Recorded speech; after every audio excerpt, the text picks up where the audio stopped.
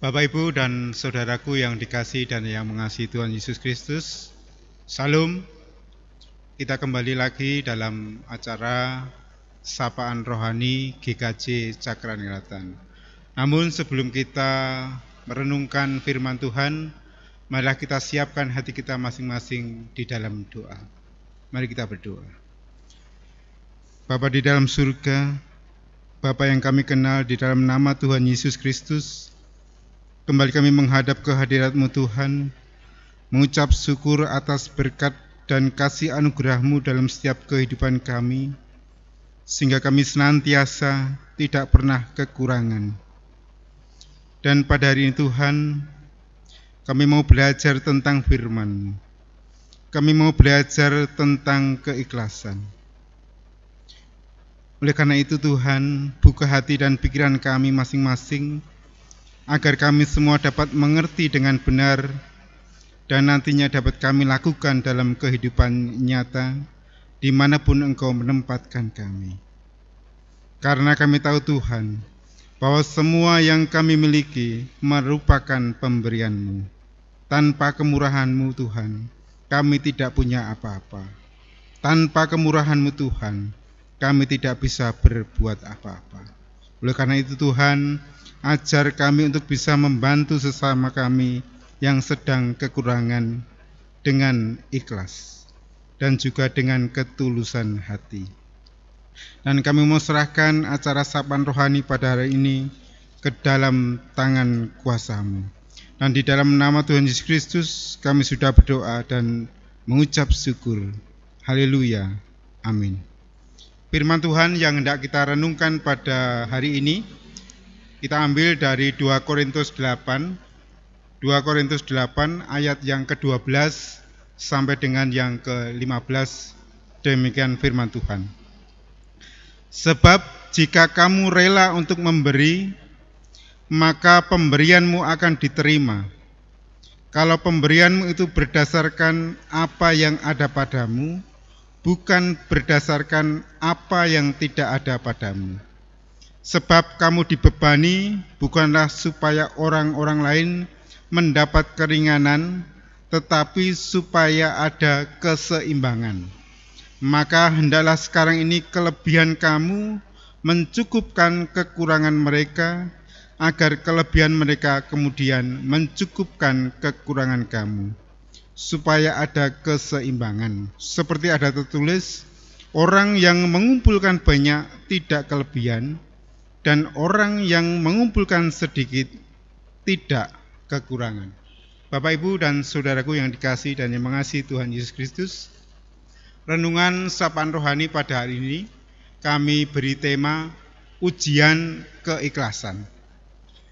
Jika kita memiliki barang yang sangat berharga, apakah kita rela jika diberikan kepada orang lain?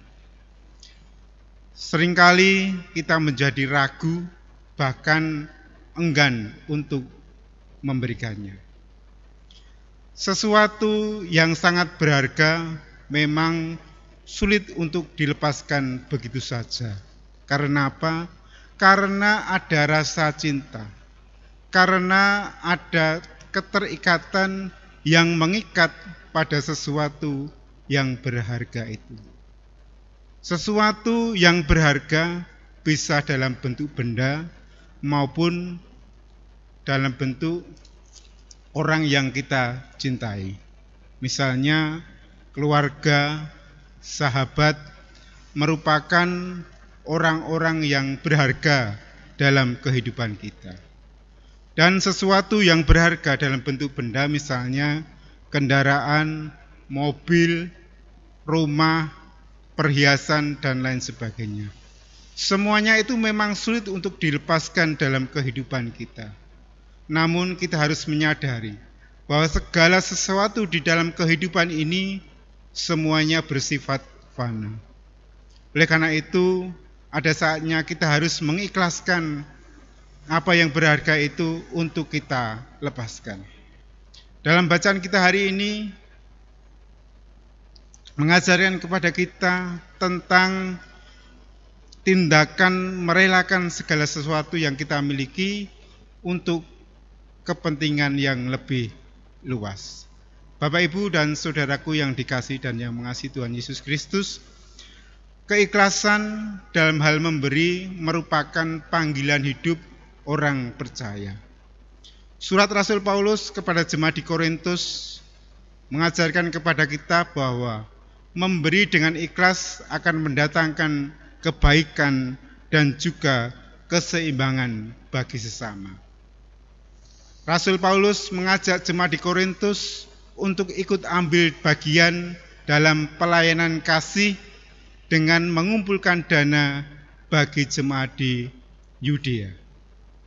Dan dalam ajakannya tersebut, Rasul Paulus menyinggung soal kemurahan hati jemaat di Makedonia yang secara sosial ekonomi itu jauh lebih lemah daripada jemaat di Korintus. Di sini Rasul Paulus tidak hendak memanas-manasi sehingga jemaat Korintus itu malu dan gengsi dalam hal memberi bantuan. Bagi Rasul Paulus, kerelaan hati menjadi dasar pelayanan kasih. Jika ingin memberi, tentu berdasarkan apa yang ada, bukan berdasarkan apa yang tidak ada atau diada-adakan. Memberi dengan ikhlas itu bertujuan untuk mendatangkan kebaikan bagi si pemberi dan juga si penerima. Si pemberi tidak merasa keberatan dan si penerima juga akan merasakan sukacita. Memberi bantuan dengan ikhlas juga berdampak akan terjadinya keseimbangan dalam kehidupan.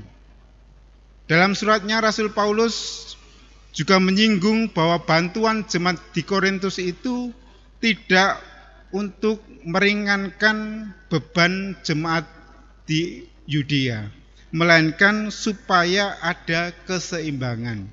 Yang lemah dibantu yang kuat, namun ada kalanya yang lemah membantu yang kuat. Disinilah terjadi keseimbangan terjadi. Masing-masing orang berpartisipasi dalam menyokong kesatuan hidup jemaat. Dalam ajarannya ini, Rasul Paulus meruntuhkan mentalitas yang miskin di tengah-tengah jemaat. Karena mental yang miskin itu akan menghambat pelayanan kasih. Jadi dalam konteks ini, setiap jemaat itu memiliki kesempatan sekecil apapun untuk ikut ambil bagian di dalamnya. Bapak, Ibu, dan saudaraku yang dikasihi dan yang mengasihi Tuhan Yesus Kristus, keikhlasan itu ibarat tangan yang terbuka. Kita harus siap tatkala Tuhan itu mengambil segala sesuatu yang kita miliki untuk menjadi miliknya atau menjadi milik orang lain. Dan melalui tangan yang terbuka ini, kita juga akan menerima berkat Tuhan sebagai gantinya. Oleh karena itu, marilah kita menjalani kehidupan ini dengan ketulusan, karena itulah yang dikehendaki Tuhan dalam setiap kehidupan kita. Amin.